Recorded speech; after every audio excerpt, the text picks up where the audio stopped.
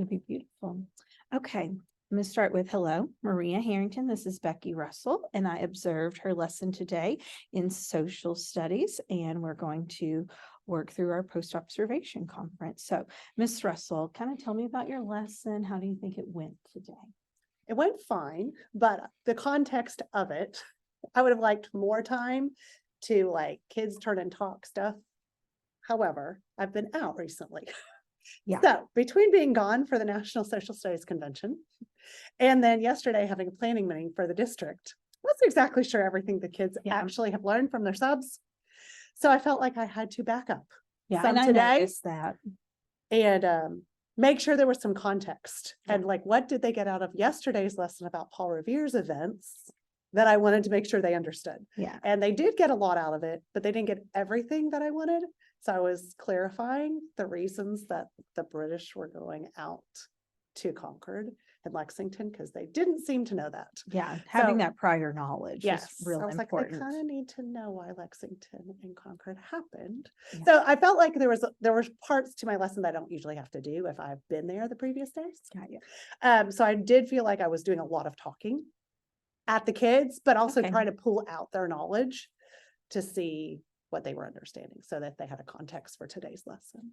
So at the beginning, I definitely did more talking than I would have on a normal day.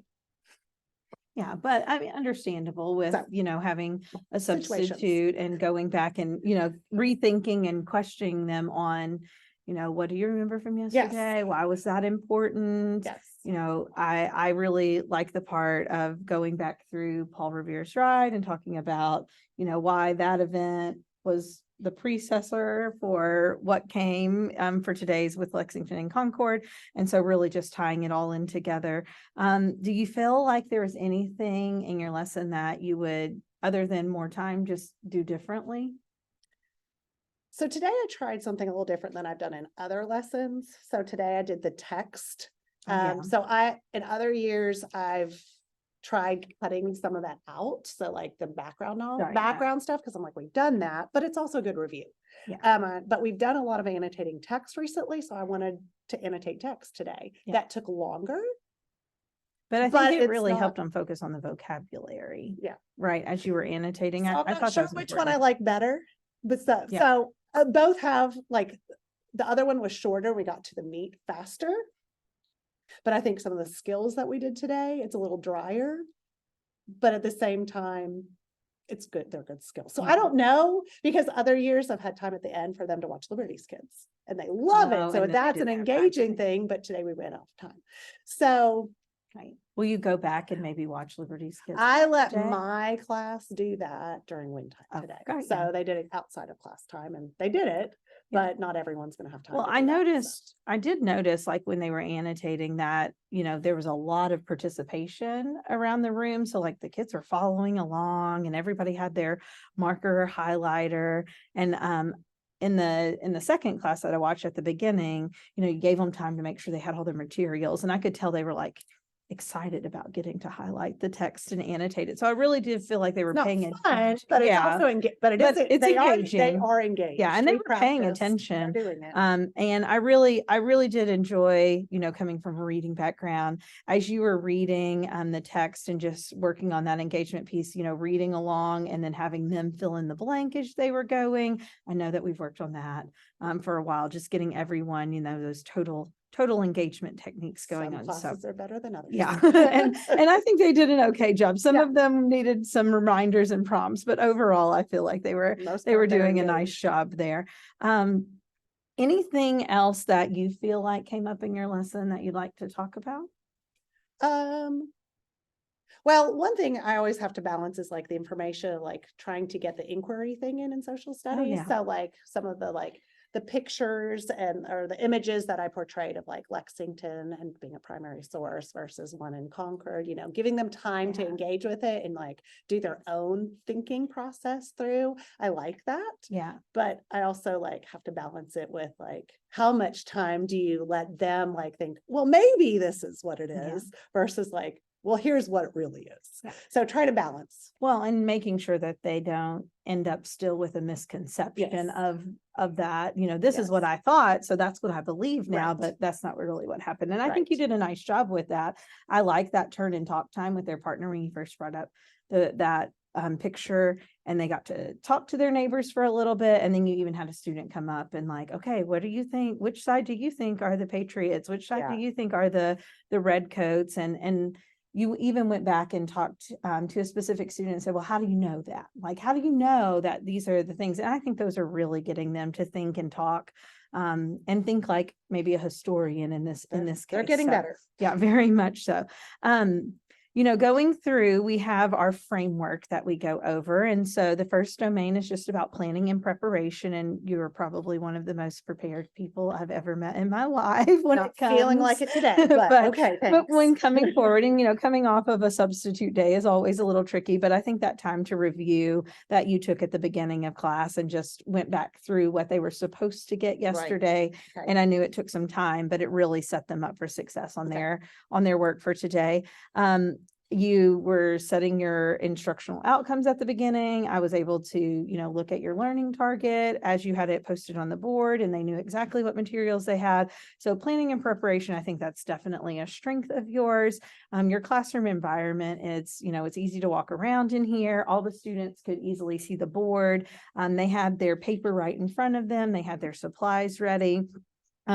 One student behavior that I saw today, there was a student who came to the board and kind of used a baby voice, and you let him speak and get through that. But then at the end, you just really appropriately addressed it and said, hey, next time I want to hear your big boy voice, which with fifth graders is a little silly. But do you feel like that's a problem that's come up quite a bit? Is that a specific student just problem? Okay. Just him. And And then we're working through that. and maybe we reaching can out to see if some people can help us with. maybe we can pull in our strategies. guidance counselor a little bit to maybe have a conversation with him about that.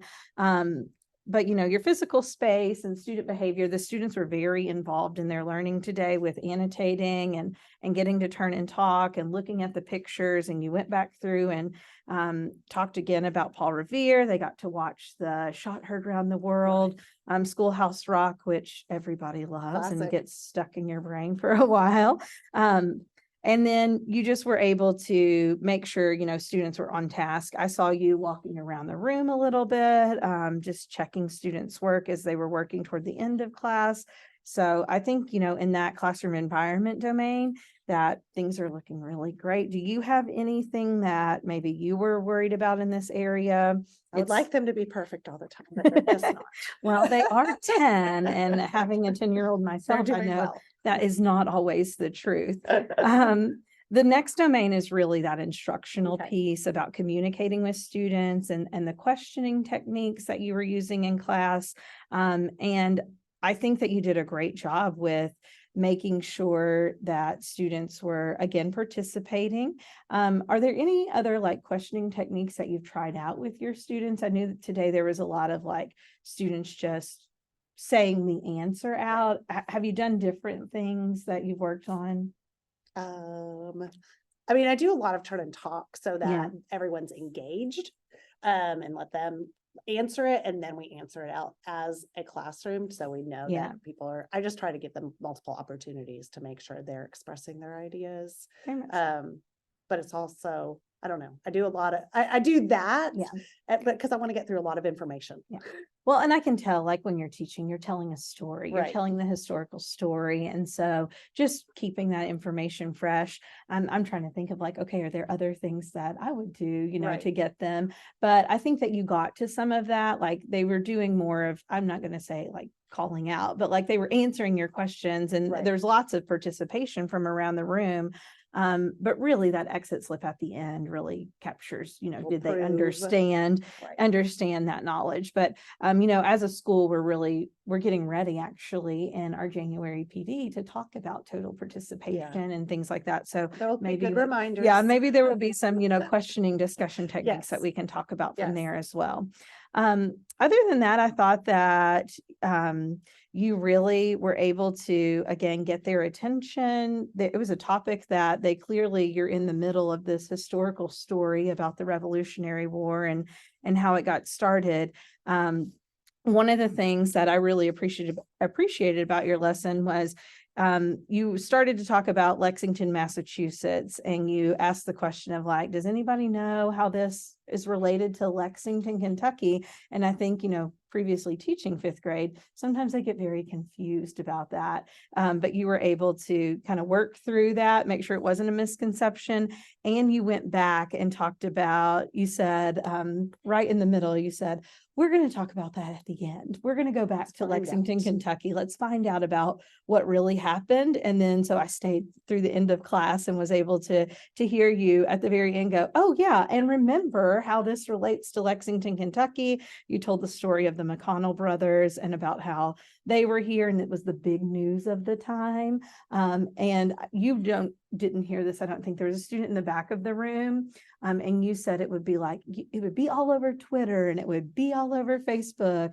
And he made a link to a social media story that happened like at the Grammys or the Emmys or something. He was like, yeah, everybody'd be talking about it. And I just thought like, oh, he hadn't really spoken out much in class, but he was listening definitely. So I appreciated that. And I really thought that it was a great way to make that real life connection with them, but also come back to that really significant point about, Lexington, Kentucky is different than Lexington, Massachusetts, but there's a connection there. So other than that, do you feel like there's any, professional growth that you're working on or that we need to address in the coming months?